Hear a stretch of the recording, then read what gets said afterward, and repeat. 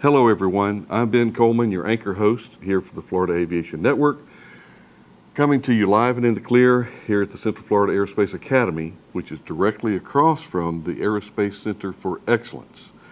And that's formerly the Florida Air Museum. But you need to come to Sun and Fun, this being again the 49th annual. Next year I understand there's going to be a huge celebration to be the half of the centennial of Sun and Fun and the organization.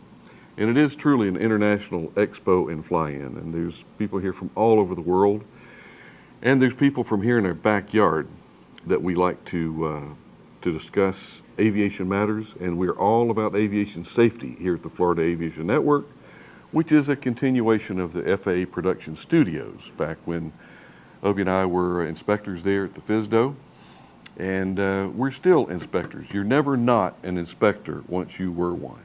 You're just wearing a different hat, may not be on the government payroll. I almost slipped. I can't let that happen. Lee, keep me straight. I will try. It's a full-time job.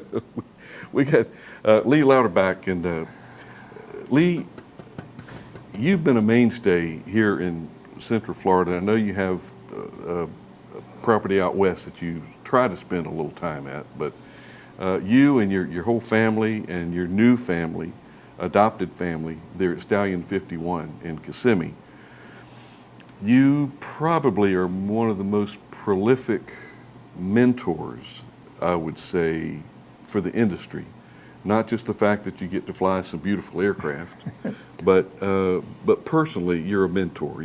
When you see somebody that is that's interested in aviation, you don't brush them off. You embrace them, and you try to find out where you're going to the next level. And what are you doing now? And we'll get back into that. But I'm curious about your upset training, your unusual attitude.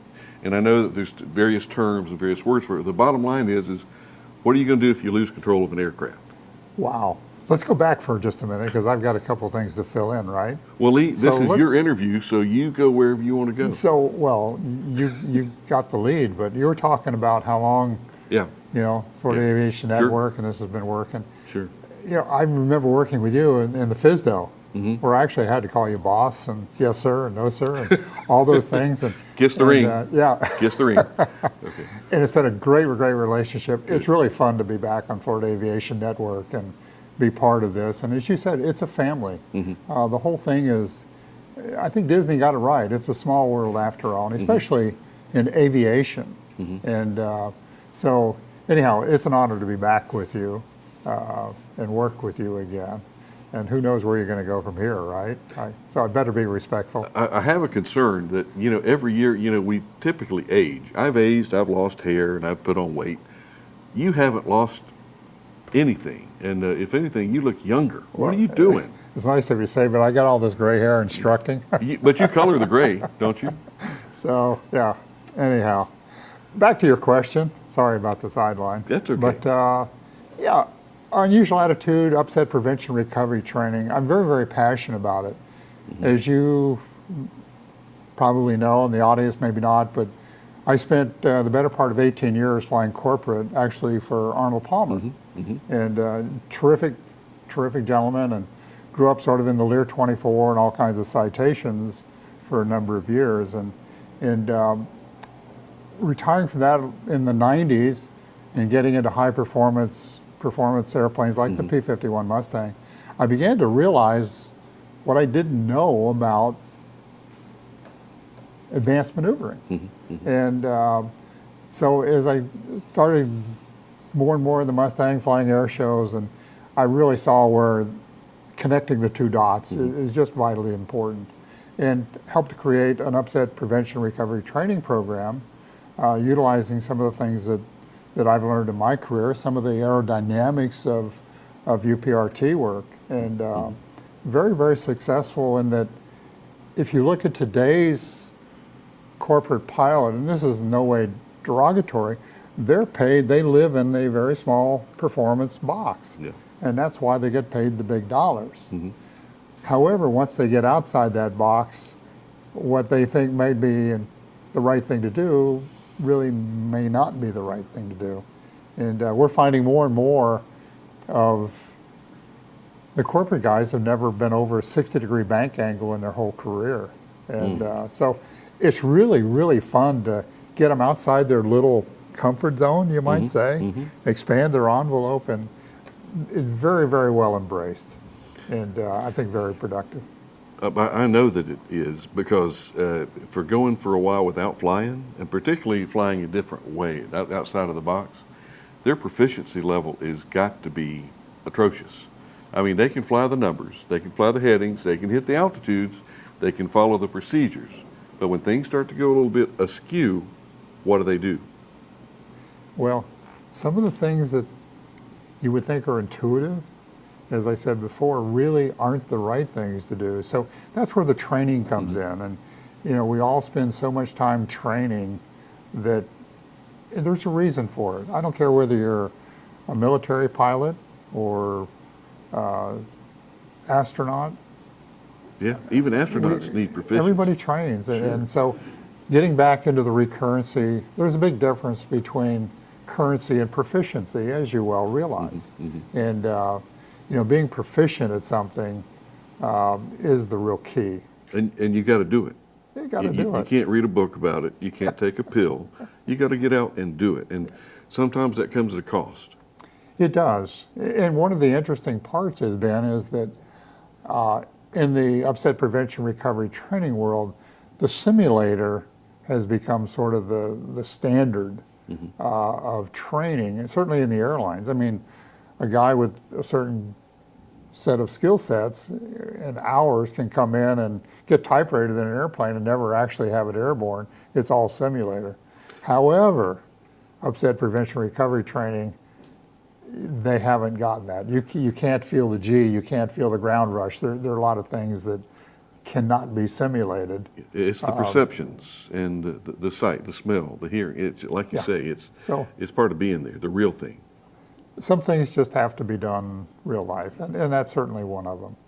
And I think as we continue to talk and discuss this, our top-notch production crews back there are going to be running a little bit of B-roll in the background, showing you in your office, if you will. I think there's one of you in your office right there. But Lee, the continuation for training. And there's I don't know of any kind of discussion or conversation I get involved with that people don't talk about how expensive it is. And oh man, that costs so much. I don't want to hear it, really. Yes, there is a cost associated with it, but what is the cost associated with not going that extra mile?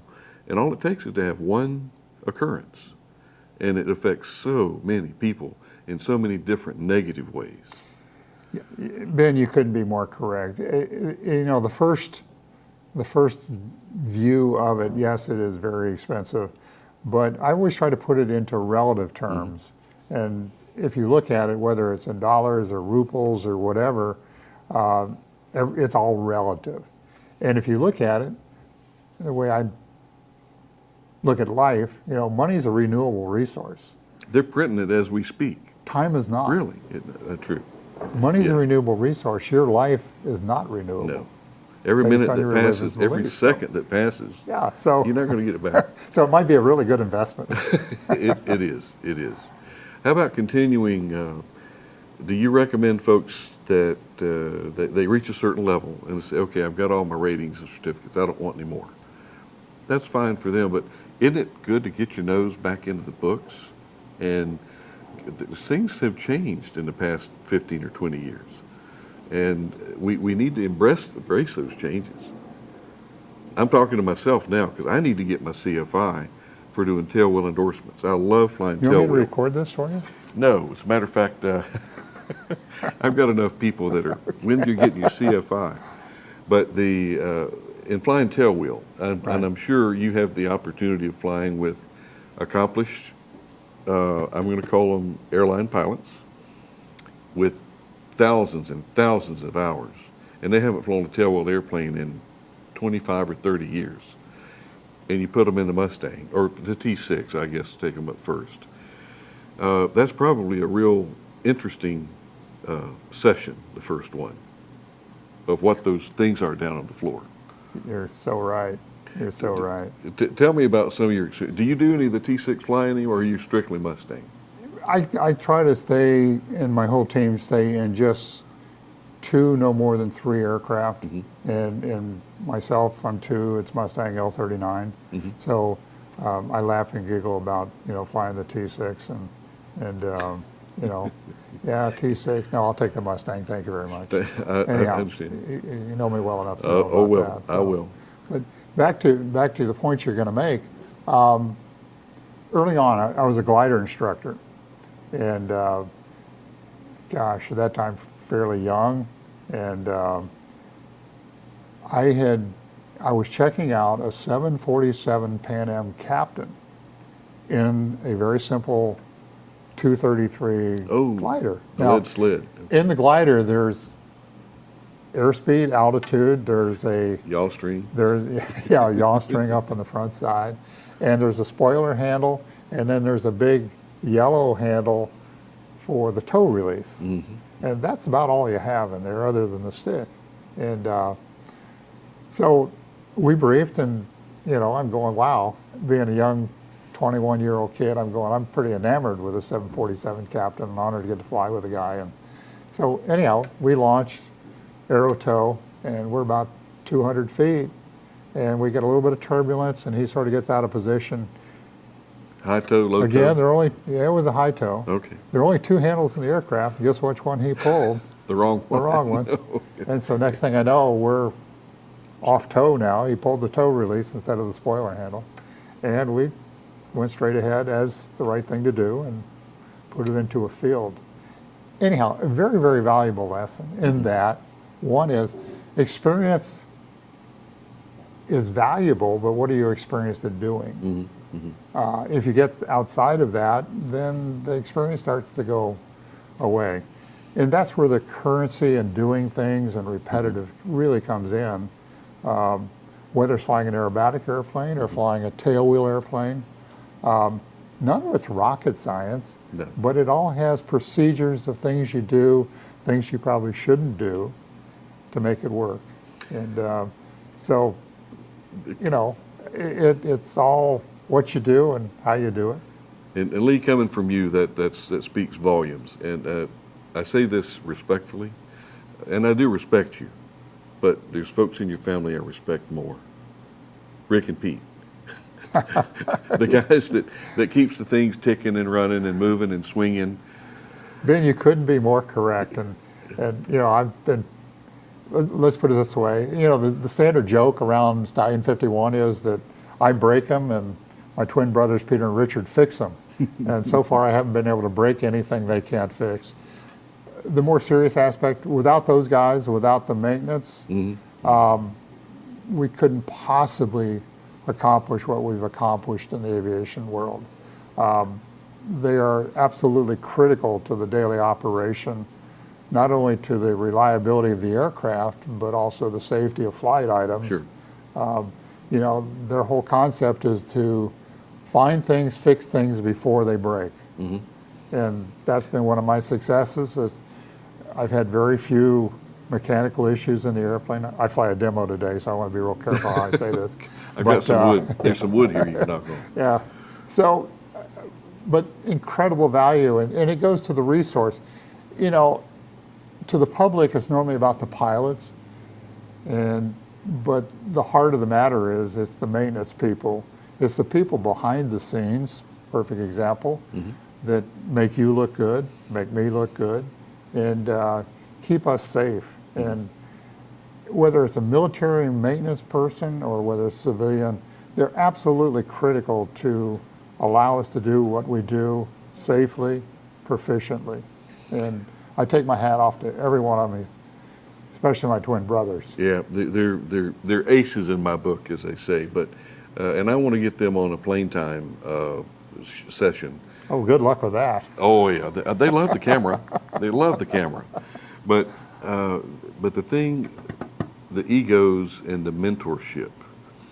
We again, you are a mentor, and when somebody says, "I don't know if I will ever have a chance to fly a P-51," Well, if you don't ever think about it, you never will.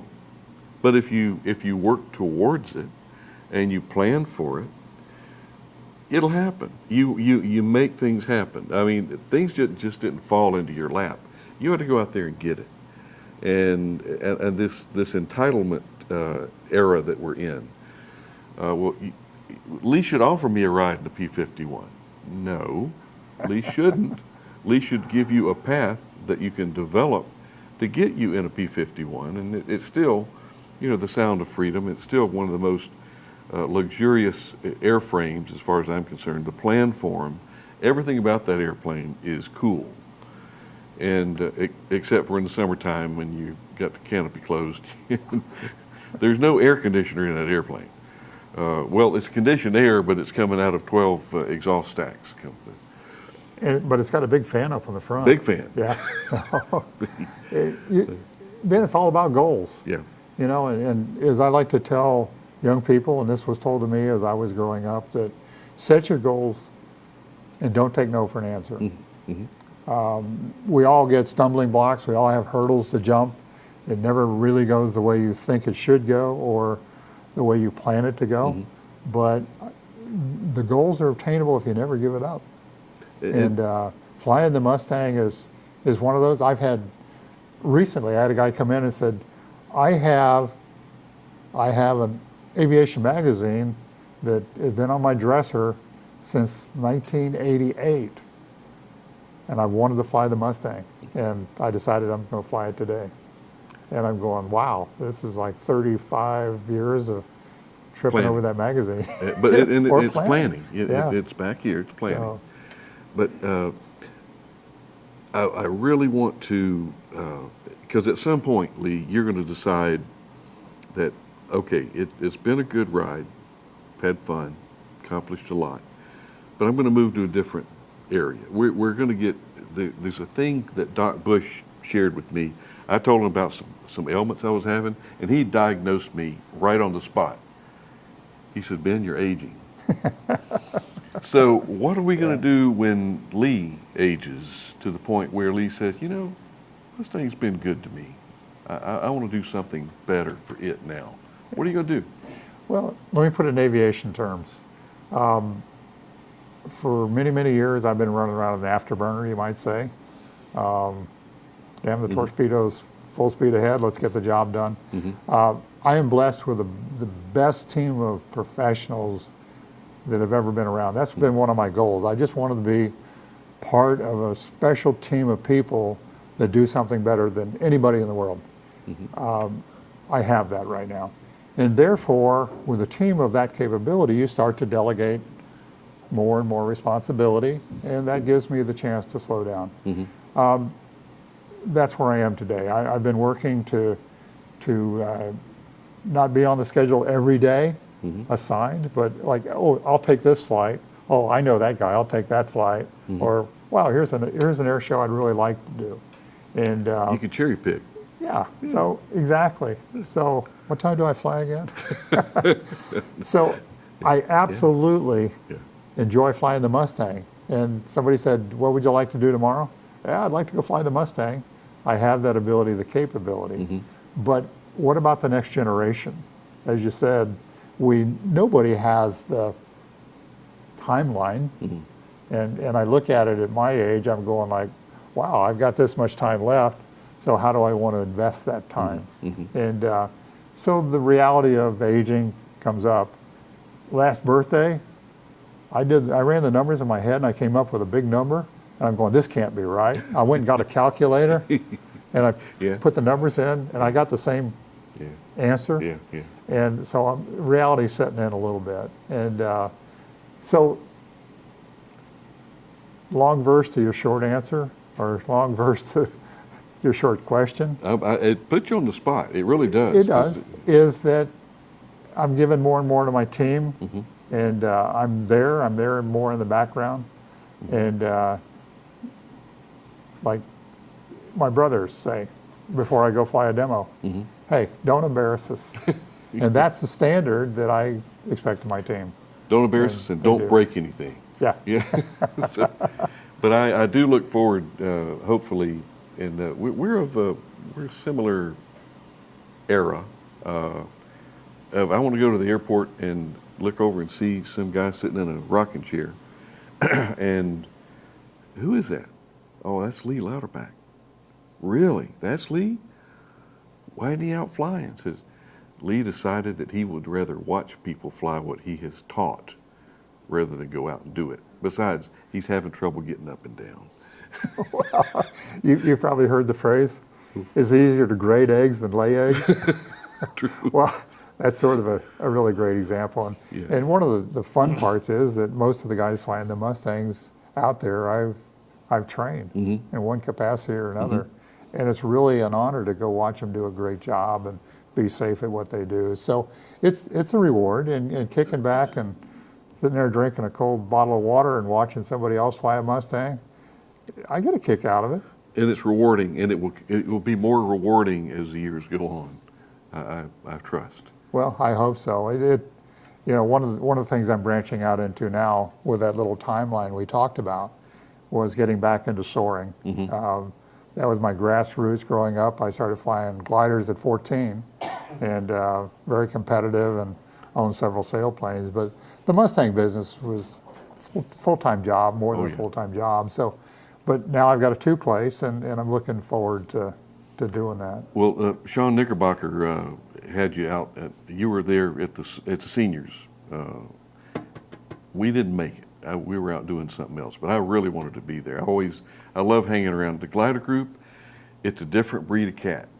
It really is, because they're up there looking for thermals and talking about. People don't know that you go for 250 mile trips in a glider. Well, you're exactly right. As I do most years, I had the privilege to fly with Carl Streedick, who's one of the top. I know Carl. Like 14 times national champion. The guy's more of a bird than anybody I've ever met. So we went out, we flew 200 miles in a little over 3 hours, and did rather well in the contest stuff. Lee, I will leave you with this thought, and this is something that I tell anybody, any young person that wants to get into flying. I say, go fly a glider first. Learn how to manage your energy, and that'll set the foundation for the rest of your career. It's true, is it not? I mean, because once the fan stops turning and it gets warm in the cockpit, you have to manage your energy, and you are a perfect example of that with the Mustang doing your routine. Well, it's you couldn't be more right. I'm a big proponent of, if I could write the rules, everybody would start in a glider. So, but one of my claims to fame in the Mustang, Ben, you probably don't know this. Everybody goes, wow, you got a lot of time in the Mustang. Yeah, I do, and I've ridden through more bad landings than anybody ever. But I've got 2.5 hours of engine out time in the P-51. I want you to figure that out. All on purpose, but 2.5 hours of complete engine out. I'm going to have to wrap my head around that. I'm sure you will. Let's talk about that over a bottle of cold water. Lee, we're going to wrap it up at this one, but it's always a pleasure. And next time we get together, I want to talk about your relationship with Tom Cruise and the filming of Top Gun Maverick. I have no idea what you're talking about. I bet you do. Lee, thank you so. Air shake. Always my honor, man. Air shake. Okay. All righty. That's I don't know how we can top that, and that's the reason we love to talk with Lee at the end of the week, because it just puts an encapsulated punctuation mark on our week here at the 49th annual Sun and Fun International Expo and Fly-In. I'm Ben Coleman, your host. We'll see you next interview.